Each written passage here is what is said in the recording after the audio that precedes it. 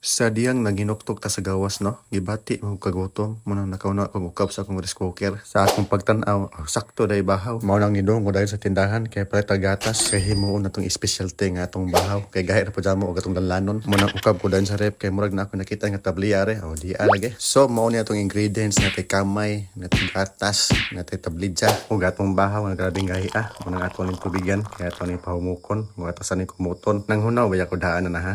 Ug ato asan ning iwa din tubig.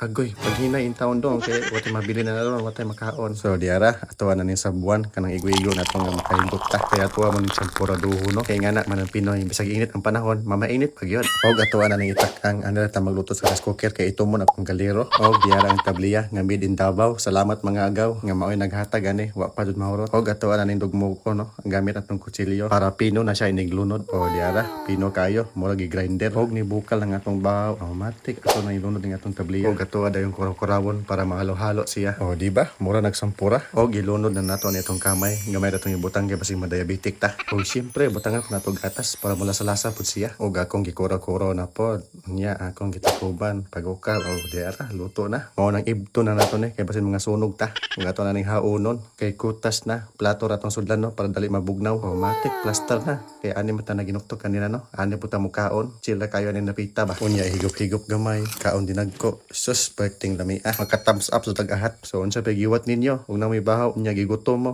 So hingani aran technique no. Unya ani ra taman akong video. So dali kay mga unta. Nice!